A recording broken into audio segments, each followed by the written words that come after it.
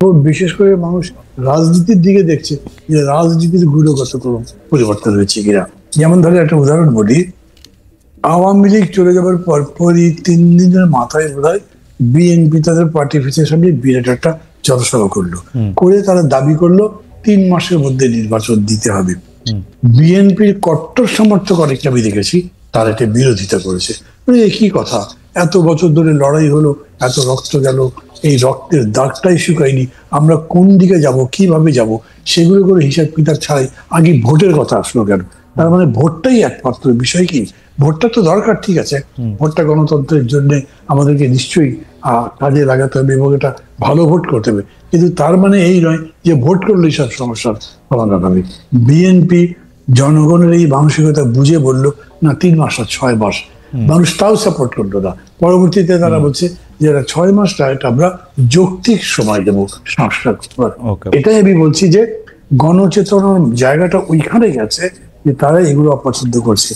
এইটা আমি এখনো প্রিপেয়ার করতে দেখি আমি একটু বানাবে। আমি আপনার কাছে বলবো যে রাজনৈতিক গুণগত পরিবর্তনের কথা আপনি বলছিলেন, যে মানে জনগণের গুণগত পরিবর্তনের কথা আপনি বলছিলেন, যে জনগণের রাজনীতিবিদদের বোঝাটা, কিন্তু সেইটার কোনো প্রমাণ কি আমরা দেখতে পাই? আসলে ওরা যে বৈষম্য বিরোধী ছাত্র আন্দোলনের পক্ষ থেকে যে নতুন রাজনৈতিক দলের ঘোষণা করা হলো, সেই নতুন রাজনৈতিক দলের ঘোষণা, বাস রিকুইজিশন করে সেখানে ভর্তি করার চেষ্টা করা, তাদের বক্তব্য, সেইখানের মধ্যে মানুষের অংশগ্রহণ, প্রত্যেকটা তো পুরনো রাজনীতিরই একটা, মানে আমি কি বলবো, খুবই দুর্বল একটা মঞ্চায়ন। আমি সব মিলেই বলছি, মানে এইটা আমি এখন উদাহরণ হিসেবে বলিনি, কিন্তু এটা একটা প্রমাণ। ধরেন বিএনপির ব্যাপারে যেরকম বললাম, ঠিক একইভাবে বলি এই ছাত্রদের যে বিশাল ত্যাগ, আন্দোলন করবার ব্যাপারে তাদের যে বড় ভূমিকা, মানুষ কিন্তু তার প্রতি খুবই রেসপেক্টফুল, কিন্তু তারপর তারা এইটা পছন্দ করে নেই। এইটা হয়তো সব মিলে 5টা বাসই এসছে, আমি জানি না ঠিক কতগুলো, কারণ পত্রিকায় 5টার কথাই আসছে, কিন্তু এটাও মানুষ সমালোচনার চোখে দেখেছে যে বিশাল আয়োজন, মানুষ তার ব্যাপারে প্রশ্ন করছে, অনেক টাকা তো রয়েছে, এই টাকা এরা কোথায় পেল? এটাও একটা চেতনার মান না, যে তারা যাকে সম্মান করে, এমনকি ভালোবাসে। আমি মানুষের জায়গা থেকে বিষয়টা বুঝতে চাইছিলাম যে এইখানে কি কারো স্বতঃস্ফূর্ত অংশগ্রহণের ব্যাপারে আমরা মুখে বলতেছি যে তাদের অনেক বড় ত্যাগ আসে, কিন্তু তারা যখন রাজনৈতিক দল করার ঘোষণা দিচ্ছে, আমরা কি তাদেরকে সাপোর্ট করতেছি না? তো মানে আমরা যদি জনগণের জায়গা থেকে বলি, আমরা তো মজা দেখতেছি যে পারলে কর। না না না, এইটা আমি বলবো যে তার একটু নেগেটিভ হলো কেন? আন্দোলন করবার সময়, এমনকি জীবনদানের সময় মানুষের যে স্বতঃস্ফূর্তটা দেখেছেন, এখন ওই যেদিন এটা ঘোষণা হলো সেদিন তো ওই রকম পার্টিসিপেশন হয়নি। লোক বেশ দেখা গেছে, কিন্তু সেটাও অনেকখানি ম্যানিপুলেটেড, কিন্তু ওই রকম করে স্বতঃস্ফূর্ততা মানুষের মধ্যে নাই। তার মানে মানুষের চেতনার কথা আমি বলছি যে ওইটার মধ্যে কিন্তু আপনি ভালো দিকই দেখছেন, কিন্তু অন্য যারা এইটাকে নিয়ে একটা রাজনীতি গড়ে তোলবার চেষ্টা করছেন, তাদের এই প্রক্রিয়ায় ভুল আছে। 2 নম্বর কথা, রাজনীতির ন্যারেটিভটা কি আসছে, সেই ন্যারেটিভ কি মানুষদের আকৃষ্ট করেছে? আমি এরকম দেখিনি। তাদের যে বক্তব্য, রাজনৈতিক দল এবং সরকারের মধ্যে আলাদা করতে থাকতে চান, এবং এই যে হাসিনার ফাঁসি আগে নির্বাচন নিয়ে কথাই নয়, এইটা নিয়ে আপনার মতামত একটু জানতে চাইবো জনাব মাহমুদুর রহমান মান্না। মানে যদিও উনি ধরেন সরকারের 2টো স্তর আলাদা আলাদা করে দেখিয়েছেন, তারপরে আমি বলি যে 2টো স্তরই যদি আপনি দেখেন, তারপরেও যেই কাজটা মনে করছেন যে সময় লাগবে, সার্জিস আলমরা অনেকটা ডেমাগগের মতো, মাঠের বক্তাদের মতো করে মানুষকে একটু ইনভাইট করার জন্য বা পক্ষে আনবার জন্য ওইভাবে বলছেন, আমি ওনার কথার মানে যদি তাই ধরি। আর তার এগেনস্টে দেখেন প্রফেসর ইউনূস, উনি খুবই ক্যাটেগরিক্যালি বলছেন যে উনি মানুষের উপরে লাঠিচার্জ করতে চান না, জেলে দিতে চান না, গুলি করতে চান না, তারা কথা বলুক, মন করে কথা বলুক, কথা বলার জন্য কোনো রকম শাস্তি হবে না। খেয়াল করবেন, ডক্টর ইউনূসের এই কথা কিন্তু এক ধরনের ভাবে যদি দেখেন, তার একটা যুগান্তকারী ব্যাপার। একটা সময় অতিক্রম করে যেখানে মানুষের কণ্ঠ রুদ্ধ করার ব্যাপারটাই প্রধান ছিল, সেখানে তিনি সম্পূর্ণ অর্গল খুলে দিয়ে বলেছেন, ইউ স্পিক, কোনো অসুবিধা নেই তোমাদের। তার এগেস্টে মনে করেন সার্জিসই হোক কিংবা নার্স কি বলে আপনার ওদের নাহিদ হোক অথবা অন্য যেই হোক, তারা কি এরকম করে বলতে পারতেন না? তারা তো এর আগে বিতর্কটা শুনেছেন। চাইলেই আপনি শেখ হাসিনার ফাঁসি আদিষ্ট করতে পারবেন, আদেশ করতে পারবেন না, এটা বিচার বিভাগ বলবে। তারপরে কথা হচ্ছে কতদিনের মধ্যে করবে সেটাও ঠিক করতে পারবেন না, তাহলে আপনি কিরকম করে নির্বাচনী প্রক্রিয়াটাকে ওর সাথে এইভাবে বেঁধে দিতে পারেন? আপনি সেটা বরঞ্চ বলতে পারতেন আরো সহজ করে মানুষকে বোঝাবার জন্য যে এদের শাস্তি হতে হবে এবং সেই শাস্তি ছাড়া এই দেশে গণতন্ত্র হবে না। কথা তো অনেকভাবে বলা যায়, কিন্তু উনি যেরকম করে বললেন, যদি আপনি এটা লিটারালি নেন, উনি যেরকম করে বলেছেন সেরকম করে নেন, তাহলে সেইভাবে করা যাবে কি? কতদিনে করা যাবে? ইতিমধ্যেই দেখেন বিএনপির 2-3 জন নেতা এটার উপরে রিয়াকশন দিয়েছেন। যেখানে আপনি ঐক্যের কথা বলেছেন, ঐক্যের কথা বলে আপনি অনুষ্ঠানটা শুরু করলেন, এইখানে রীতিমতো বিভেদের স্পষ্ট হয়েছে, 24 ঘন্টাও লাগেনি। তো ওই কারণে আমি বলছি যে এটা এরকম নয়, হ্যাঁ ধীরে ধীরেই তো হবে, একদিনে সব বদলাবে না, কিন্তু কিছু কিছু বিষয় আছে যেটা ইনস্ট্যান্টেনিয়াসলি হতে পারে। যেরকম করে ডক্টর ইউনূস বলতে পারলেন যে বলে যান আপনারা, এবং তার সম্পর্কে কত কথা বলা হচ্ছে, উনি তো কাউকে তার জন্য তার গায়ে হাত দিচ্ছেন না, কোনো কিছু করছেন না। আবার এইখানে আপনি এমন ভাবে বলছেন তাকে এনে তারপরে ফাঁসি দিয়ে তারপরে নির্বাচন, তার আগে কেউ নির্বাচনের কথাই বলতে পারবে না, অথচ নির্বাচনের কথাই এখনো ডমিনেট করছে। পুরা গভর্নমেন্ট নির্বাচনের জন্য সংস্কার করে ডেট ডিক্লেয়ার করে ওটাই তো করছে। তো দুটোকে কি আপনি কি মনে করতে পারেন যে না এটাও একটা বিকাশের পথে এই বক্তব্য গেছে? সেরকম না, কিন্তু এটা ইজ এ মিস্টেক আমি মনে করি, এবং একটা আবেগ থেকে বলেছেন।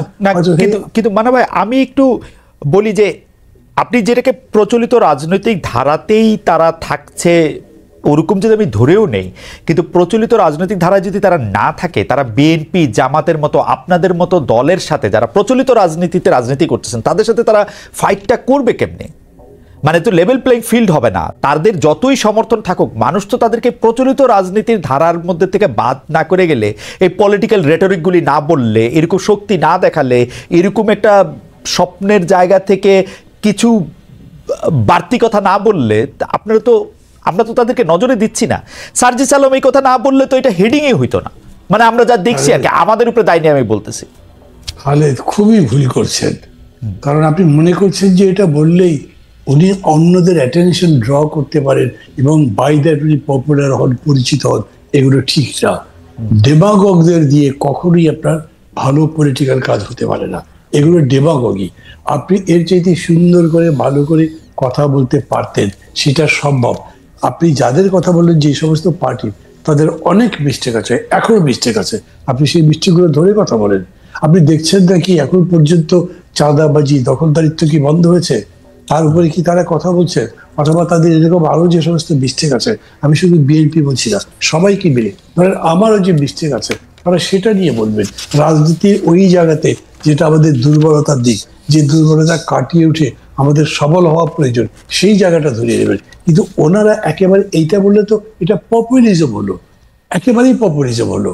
কারণ একদিক দিয়ে তাদের গভর্নমেন্টের আপার লেভেল বলছে ইনক্লুসিভ পলিটিক্স করতে হবে, সেনাবাহিনী প্রধান বলছে ইনক্লুসিভ পলিটিক্স, আর আপনি কি বললেন? দুটো কন্ট্রাডিক্ট করছে ডাইরেক্টলি। মানুষ তো কনফিউজ হবে। আপনি এটাকে যদি ব্যাখ্যা করে গুছিয়ে গঠনমূলক ভাবে একটা বলতে পারতেন, তাহলে মানুষ একটা ডাইরেকশন পেত। মানুষ মনে করতে পারতো হ্যাঁ এই ছেলে, তার বয়স যত কম হোক কিংবা বেশি হোক, সে বোঝে, সে সামনের দিকে আমাদেরকে নিতে পারবে। কিন্তু আমি আপনাকে বলে রাখছি, আপনার মাধ্যমে যারা শুনছে তাদের বলছি, এই বক্তব্যের সমালোচনাই চলবে বেশি। কেউই স্পষ্ট করে বলবে না হ্যাঁ ফাঁসির পরে কেমন ভোট হবে, এরকম করে অন্যরা বলবে না। ফলে কি দাঁড়াবে? তার বক্তব্য অনেকটা টকড আউট হয়ে যাবে। আমি এটা মনে করি এরকম, এবং আমি মনে করি বলে স্পষ্টতই বলছি। আপনি এরকম করে এমনিতে ধরেন, যেমন আমি ব্যক্তিগতভাবে তো ফাঁসি ঠিক করি সাজা হিসেবে, কিন্তু সেই বিতর্ক আছে এখানে। আমি এটা মনে করি তিনি যত বড় অপরাধ করেছেন তার জন্য তাকে শাস্তি পেতেই হবে। এই কথা যদি আমি বলি, কেউ আমার সাথে বিরোধ করবে না। কিন্তু আমি যদি বলি ফাঁসি দাও, তারপরে ভোটের কথা বলবে, তুমি ভোটের কথা বলতেই পারবে না, এই কথা তো বলা যায় না।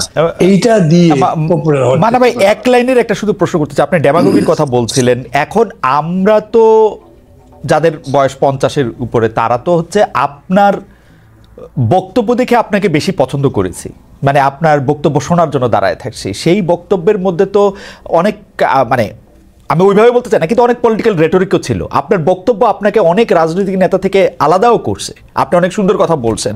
তো সেই ক্ষেত্রে যেই যুদ্ধটার মধ্যে থেকে ওরা জিতছে, যেখানে ওরা হিরো, ওই একটা সুইটেবল গ্রাউন্ড কেন ওরা টাইনা নিয়ে আসবে না? মানে ওদের তো ওদের স্টেডিয়ামে কেন ওরা খেলবে না? আমি তো সুইটেবল গ্রাউন্ড টানতে অস্বীকার করছি না, তার জন্য নিষেধ করছি না, কিন্তু এই গ্রাউন্ডটাকে সুইটেবল আপনি কি ডিকটেট করতে পারেন যে তার ফাঁসি দিতেই হবে?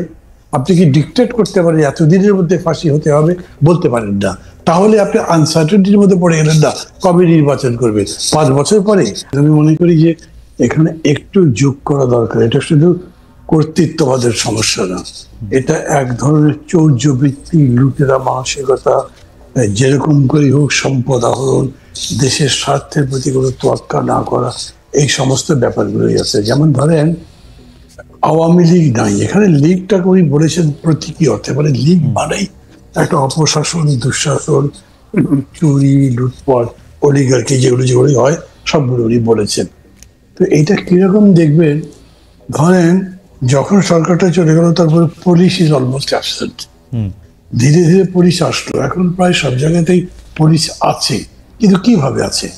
একটা উদাহরণ, যে এরা অলমোস্ট কোনো ডিউটি করে না, এরা হিসাব করে যে এরপরে কে আসতে পারে।